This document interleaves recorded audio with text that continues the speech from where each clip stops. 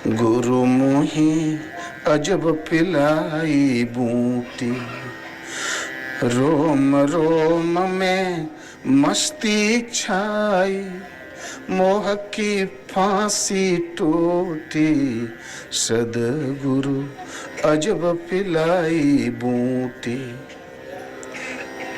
राम भजन बिनु और न भावे, हरि दर्शन रस घूटी, सदगुरु अजब पिलाई बूटी।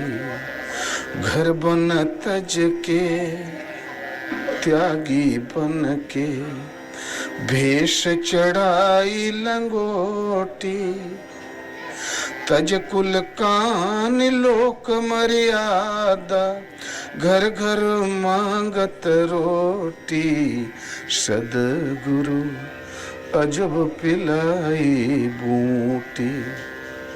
फिर संतों का स्वागत कैसा होता है। को बाबा को कहे अभागा, बातें कड़वी मीठी, कोई कहे मोरे भाग्य जगे, कोई निकालत त्रुटि, सदगुरु अजब पिलाई बूटी। कोई कहेगा अभागा है, कर्म फूट गया, मारा मारा फिर रहा, दो रोटी का महंगे। कोई त्रुटियां निकालेंगे, साधु तो ठीक है, लेकिन ये कमी जरूर है, कुर्ता बड़ा बारीक पहन रखा है।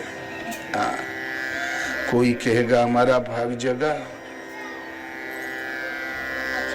और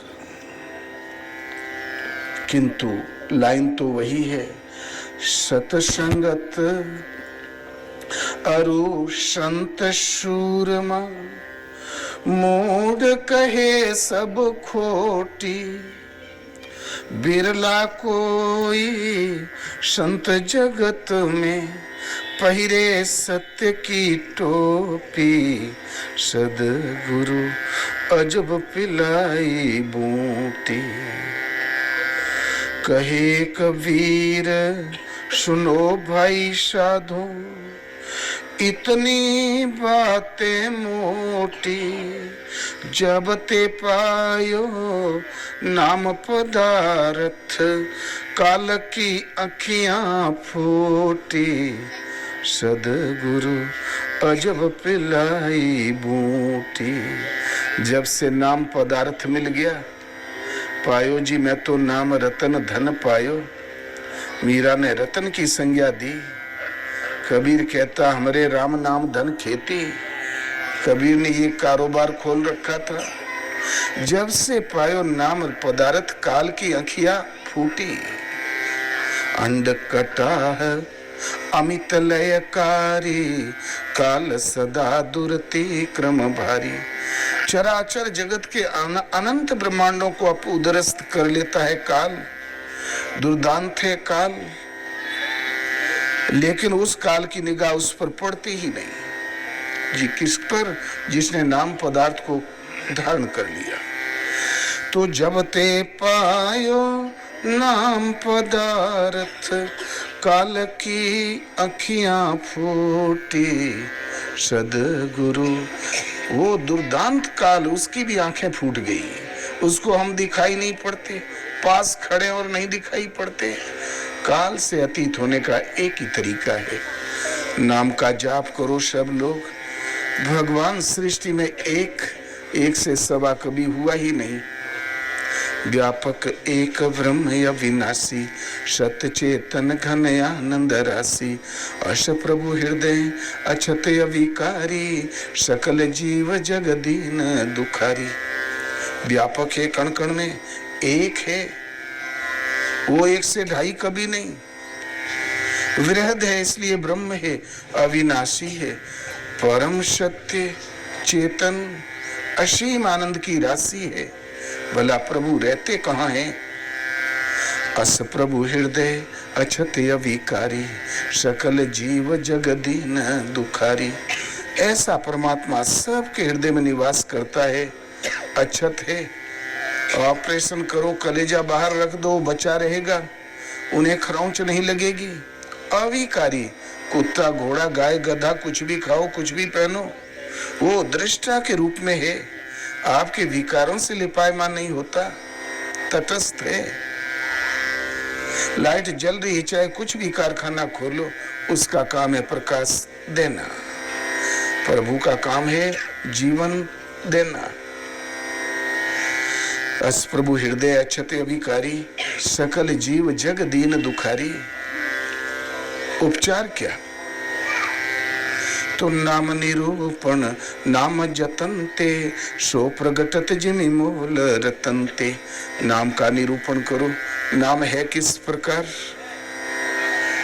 राम नाम में अंतर है, कहीं हीरा है कहीं पत्थर है, उतना बड़ा अंतर है। कहीं हम पत्थर ने जपते रह जाएं जन्म भर।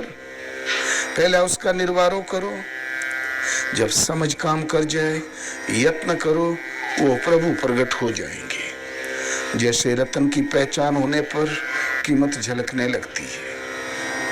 इसलिए एक प्रभु में दृढ़ संकल्प होकर ना उन्हें जो पुकारे उस 2-2.5 अक्षर के नाम का जाप करो।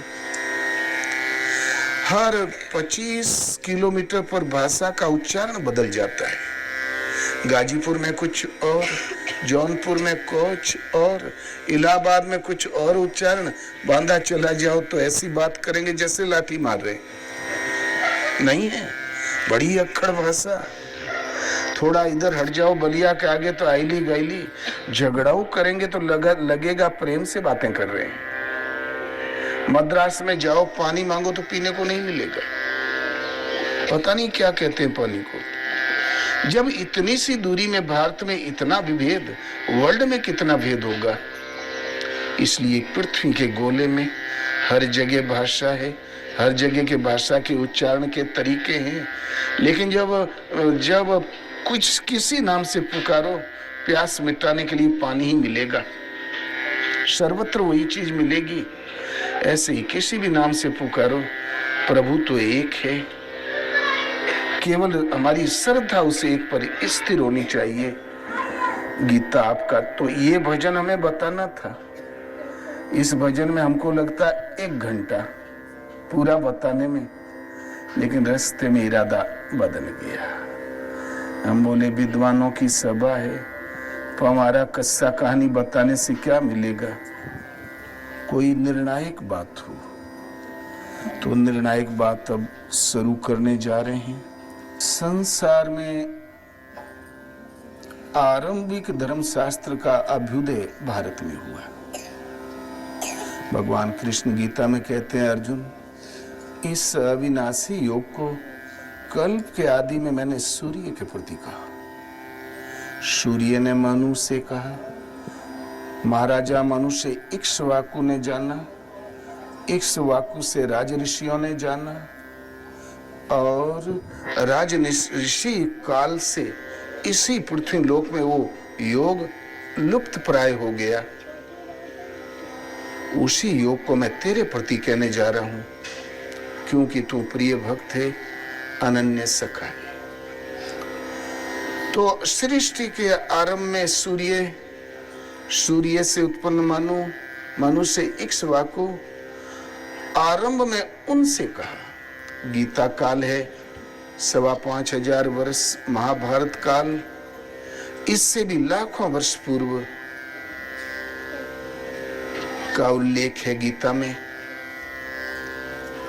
आरंभ में, कल्प के आरंभ में हमने सूर्य के प्रति कहा। फिर आदि मनु, उनसे कहा। मनु महाराज गीता योग दर्शन के ज्ञाता है। मनु के हृदय में भगवान स्वयं वेद रूप में उतर कर आए, वो वेद के ज्ञाता है, स्मृतियों के ज्ञाता मनु नहीं।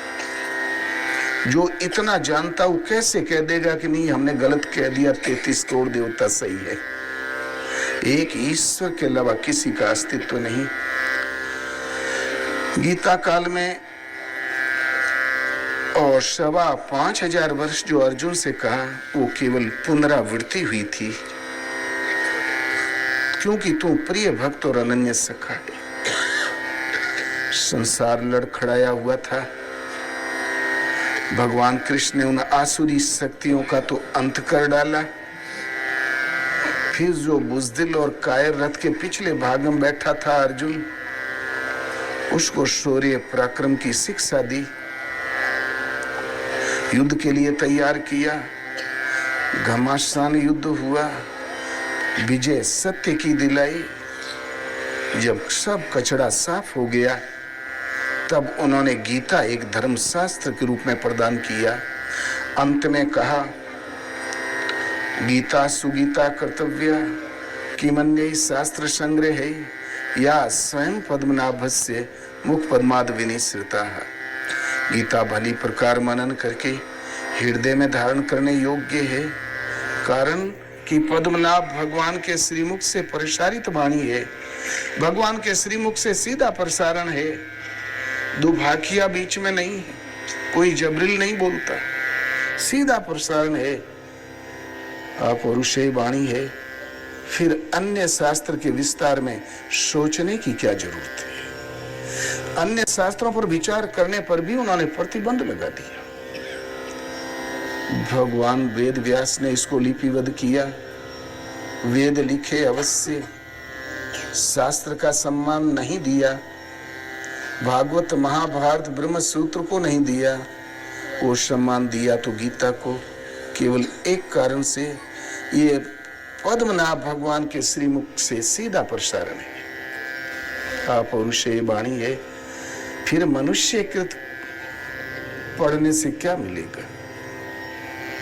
पाना है भगवान को और भगवान ने दी है विधि, उनका कहना मान लो। यदि नहीं मानते हो तो कोई लड़का के यहाँ पापा बिल्कुल ठीक कहते हो, बोले बेटा सुबह उठा करो, नहाया करो, फिर पढ़ा करो, बोले पापा बिल्कुल ठीक कहते हो, और करे ना उठे 8 बजे तो क्या कहेगा पापा, न जन्मा होता तो ठीक रहा। कभी कभी हम सुनते हैं बुढ़ुओं के मुंह से, हालांकि गले के ऊपर ये कहा करते, निकल तो जाता है मुंह से, नहीं निकलता है। हाँ, इसलिए आदेश का पालन ही धर्म का चरण है। भगवान कृष्ण अध्याय 15 के अंत में कहते हैं, अर्जुन इति गुह्यतमं शास्त्रम मिदमुक्तम मया नग एतद् बुद्ध्वा बुद्धिमान स्यात् कृतकृतश्च भारत। ये गोपनीय से भी अति गोपनीय शास्त्र मेरे द्वारा कहा गया, इसको समझकर तुम लोक में समृद्ध जीवन, सर्वस्व की जानकारी और केवल्य पद प्राप्त कर लोगे। और मनुष्य को चाहिए क्या? यहाँ सुख में समृद्ध जीवन, सर्वस्व की अनुभूति और परम श्रेय की प्राप्ति। अध्याय 16 में भगवान कहते हैं, या शास्त्र विधि मुत्सृज्य सेवते काम कारता न च सिद्धिम न वापनोति न सुखम न परामनति। अर्जुन, इस शास्त्र विधि को त्याग कर कामनाओं से प्रेरित होकर अन्य विधियों से जो भजते हैं, उनके जीवन में न सुख है, न सिद्धि है और न ही परम गति है, वो सबसे भ्रष्ट हो जाता है। तस्मात् शास्त्रम प्रमाणम ते कार्य व्यवस्थितो ज्ञात्वा शास्त्र विधानोक्तम कर्म कर्तुमिहारसि। इसलिए अर्जुन, तुम्हारे कर्तव्य और अकर्तव्य की व्यवस्था में कि मैं क्या करूं और क्या नहीं करूं, इस व्यवस्था में गीता ही प्रमाण है। इसको भली प्रकार समझकर फिर जो तुम्हें भली प्रकार समझकर फिर आचरण कर। बोलो, इससे ठोस क्या होता है? अंत में भगवान कृष्ण कहते हैं, अर्जुन, हम दोनों के इस संवाद को जो ये भटके हुए मेरे भक्तों में कहेगा, उसके द्वारा मैं पूजित हो जाऊंगा, उसके द्वारा ज्ञान यज्ञ से पूजित हो जाऊंगा, मेरी पूजा पूर्ण हो जाएगी, मैं उसे प्राप्त हो जाऊंगा, और जो कहेगा उसके समान मेरा प्रिय करने वाला इस संसार में और कोई नहीं होगा। लगता है शिक्षा का अभाव था उस जमाने में। अगली पंक्ति में कहते हैं, जो केवल कानों से सुनेगा वो भी उत्तम लोकों को प्राप्त होगा।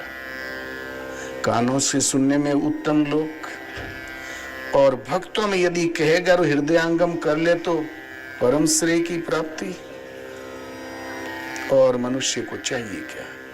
शास्त्र का मतलब होता है सह माने वे परमात्मा, परमात्मा पर्यंत दूरी तय करा दे वो एक अस्त्र, वो उपाय। और गीता आपका धर्मशास्त्र है, मनुष्य के हृदय में स्थित अनंत दुखों की एक रील है। समस्त दुखों का निवारण, सहज सुख की प्राप्ति दिलाती है गीता। इसलिए मनुष्य को छठी छमाई, मरनी करनी, गृह प्रवेश, झूठे मुकदमे, सच्चे मुकदमे जब सभी किया जा रहा है, तो जिस कमी की पूर्ति के लिए दुर्लभ तन मिला है, भला हम उसको क्यों भूल जाएं। इसलिए एक गीता का 2 श्लोक रोज पढ़ना चाहिए। जब धर्मशास्त्र है